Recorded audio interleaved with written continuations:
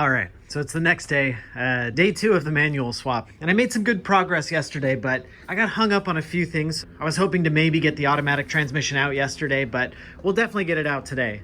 We'll hopefully get it out today.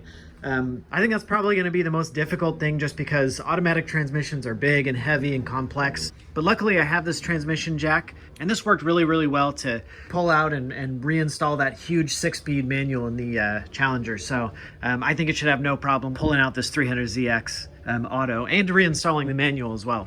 Before I do that though, I have my whole inventory of parts here, and I want to go over all of the parts needed to manual swap this 300ZX. All right, so first off is, of course, the manual transmission itself, which I got with the car, which has, I don't know how many miles, but seems like it's in good working order. One thing that's very important when you're looking at used transmissions, over my years, I've bought some good ones and I bought some bad ones. Of course, make sure it goes into all gears. And in this case, I removed the shifter, but basically you can, however you can do it. Let's see if we can get it into first. Turn. All right, well, it's a little hard without the leverage of the shift lever, but I definitely did make sure it went into all 5 gears plus reverse just fine. And you also want to make sure that when it's in gear, put it into, I think that would be 4th. Just spin this input shaft. You can make sure that the, you can check and see if the output shaft is spinning with it. And make sure that it's not making any weird noises. And lastly, you want to check the input shaft play. All manual transmissions I've worked with do have a little bit of up and down movement. I don't know if you can see it, but it's a very tiny amount, but it's something you can feel, you know. It does wobble back and forth just a little bit. From what I found, that's okay. That's usually okay. But what you want to check for is any in and out sort of movement. So you kind of want to try and pull it back and forth this way and make sure that there isn't any sort of excessive, movement in that direction. All of the bad manual transmissions I ended up buying over the years have had one of these 3 problems. All right, so there's a few other parts that I got with this transmission that I actually pulled off the engine that this came from. A couple of brackets here, a dust shield, and a bunch of bolts, of course. A cross member from a manual transmission. There is a small wiring harness that has to do with, I think, the alternator and maybe a few sensors or something like that. I did snag that off of the donor engine and transmission, which is good. You'll need a 3rd pedal, of course, the old clutch pedal. And I got the brake pedal as well. Oftentimes the brake pedal is slightly different for a manual because sometimes it's smaller and it makes room for the manual clutch pedal. I have the 2 hydraulic cylinders, the clutch master cylinder and the clutch slave cylinder. And I also got this long hydraulic hose here. I guess with the 300ZX, there's an intermediate hard line that connects these 2 along with a couple of rubber hoses. And I've read that was actually a very difficult line to replace, or to, I guess in my case, I would have had to add it in. So they call it an upgrade. It's a steel braided single line, and I think there are just fewer connections made, so maybe it's a little less prone to leaking or something like that. But it makes my swap simple. So all of that stuff, of course, is meant to actuate the clutch, which is really these 3 pieces here. This guy's the flywheel, and I got a lightweight chromoly flywheel because I really like lightweight clutches. It's actually something I very recently replaced on my Challenger, and I really like the feel of a lightweight flywheel personally. Some people say it makes shifting a little bit harder, the balance between the clutch and the gas pedal is a little bit more tricky. I've never really had a problem with that. Maybe it changes it just a little bit, but it does reduce your rotating mass weight, which basically makes your engine rev faster, and it adds a good bit of acceleration feeling too. So, and of course you have the clutch disc there and the pressure plate there. A few other little replacement items you'll need for the clutch setup are the pilot bushing here. You need a clutch alignment tool and the throwout bearing right here. Since I'm installing a new manual transmission, I needed some flywheel bolts and some pressure plate bolts. And these ARPs are a good upgrade for sure. I got a few quarts of the manual transmission fluid that everybody says to run, which is the Redline MT90. I went ahead and did get a new console because mine was kind of in rough shape. So I don't think it's necessary to switch out this whole console piece. It looks like the 2 are the same shape here. From what I can tell, certainly this opening looks the same for a for an auto as it does a manual, but mine was all broken in this ashtray area. So I got a good deal on this guy with a bunch of other parts. You do need this shifter, of course, and a shift boot to switch over, and possibly, it looks like there's a ring here that holds the shift boot on there. So that's something you'll either need to buy or figure out a way to secure this shift boot. There is this plate here, which bolts to the top of your transmission tunnel and holds the shift boot and also holds the shifter on this rubber bushing. Mine's pretty toasted, but I'm hoping I can repair this with some glue or... This is the shift lever that bolts to the back of the transmission here. So you'll need to get that as well. And last but not least is the drive shaft. So the length of the manual transmission is different than the length of the automatic transmission. So you'll need to get the drive shaft from a manual transmission car. Now, when I bought my transmission, I did get a factory drive shaft, and this is it here, the 2-piece drive shaft. But I wasn't really paying attention when I bought the transmission, and this thing is in really, really pretty rough shape.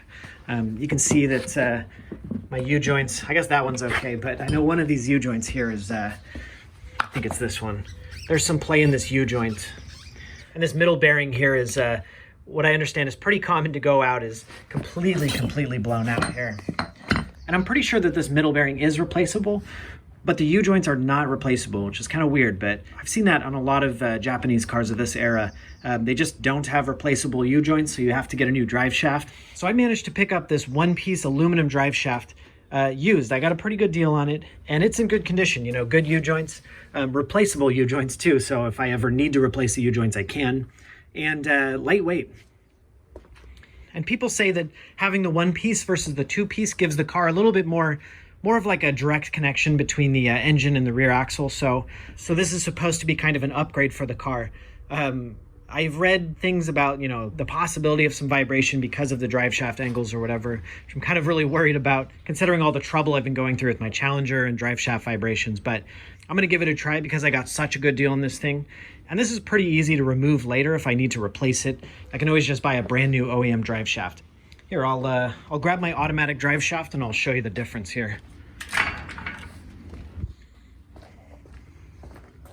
All right.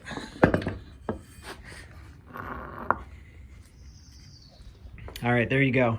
The automatic drive shaft is here, and it's clearly a good bit shorter. So here's what this...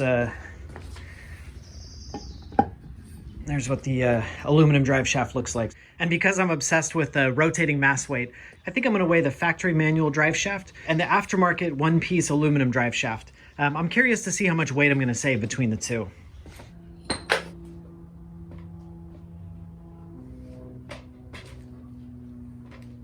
All right, it looks like the factory drive shaft is about 23 pounds, and the 1-piece aluminum drive shaft looks like it's 12 pounds.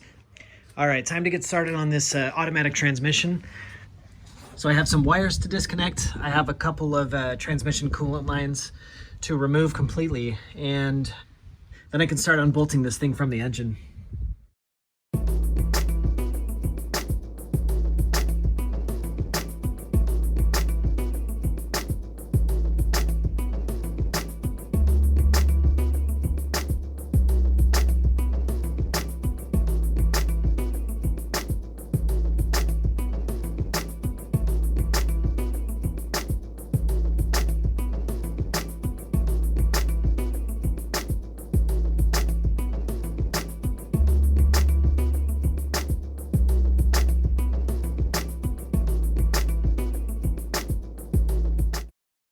All right, I think I managed to get most of the wires disconnected. Got a few pigtails here.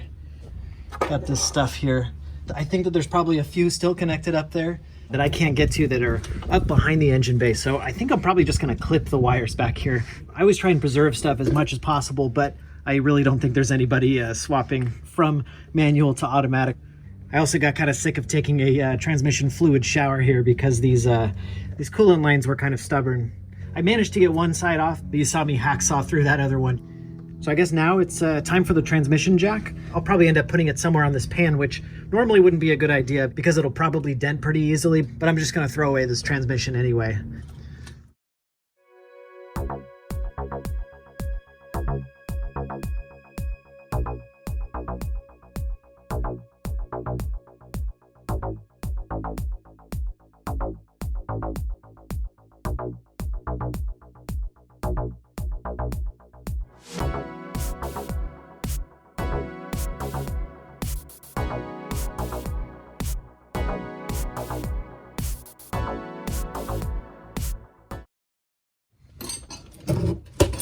All right, so I got all of the bolts off, but two of them, the two hard ones, right up there on the top. There's actually quite a bit of room in this transmission tunnel, so I'm hoping that the super long socket extension trick will work to get those top bell housing bolts. But first, I do need to separate this torque converter from the flex plate. And I looked it up quickly online, and it does seem like I just need to remove this inspection plate. So there are two brackets, one on each side, this guy and then one on the other side over there. I have them unbolted from the bell housing, but I do need to first unbolt them from the engine block. They should come out, and the inspection plate should come with it.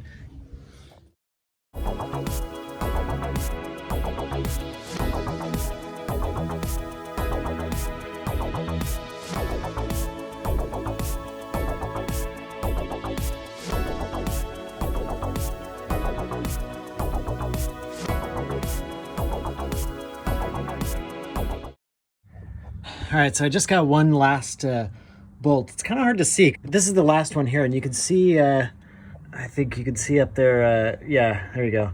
Right there was another bolt that I removed. It's actually not too bad to get a wrench in there. You can, if you have like a box end wrench, you can usually get a hold of the bolt like that.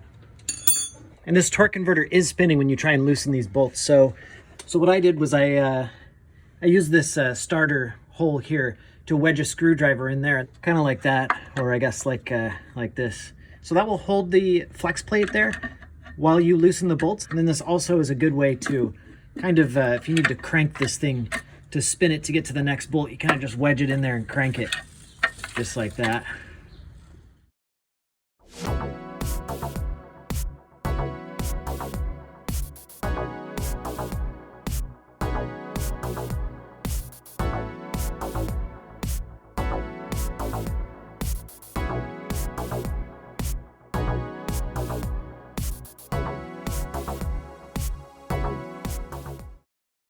Whew, all right, I got them.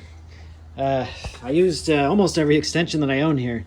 That's about what you're gonna need. About 3 feet worth of extensions with a couple of wobbles in the middle, so you can kind of like bend it around the transmission. But you know, it wasn't too bad. Those top bolts are always kind of a challenge on any rear-wheel drive transmission removal. So that should be it. I think those are all of the bolts holding this thing in.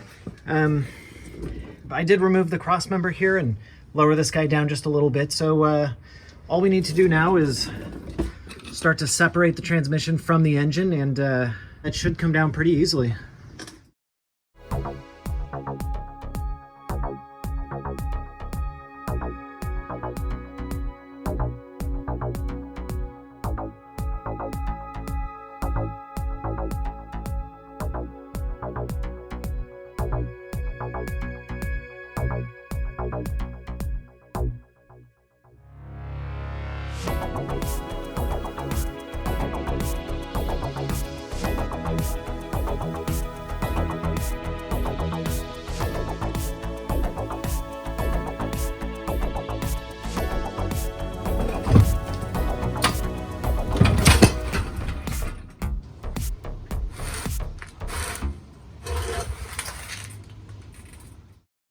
Whew. All right, there we go. Got this big boy out of here. This thing is crazy heavy too. I'm surprised. One challenging thing with this transmission jack is it does sit pretty tall, so I end up having to roll the transmission off that thing. But I'm just gonna toss this one, so I didn't really care about you know, bending or breaking anything. But it feels good to have this thing out, and I'm excited to see how the back of this engine looks. All right, it's actually looking it's looking pretty good up here. Definitely see that valve cover leak, or at least whatever's leaking up there. It's pretty clear that something's dripping from that right corner, so I'll investigate that. It's leaking from down here, oil pan or rear main seal area, but I'm definitely gonna go ahead and replace that rear main seal, and also this little cover plate too. I don't know, you can't really see it, but just behind that flex plate there. Otherwise, everything looks actually in pretty good condition. I'm actually very happy to see all of this underside being in such great condition, actually. I mean, there's not even a spot of rust under this thing. I guess that's the benefit of the California car. All right, so I guess I can go ahead and remove these coolant tubes here, since I won't need the transmission cooler anymore. And I think I want to figure out all of his wiring. I think there's one I need to switch out. I think it's probably this guy right here. I'm gonna need to switch out for that manual harness.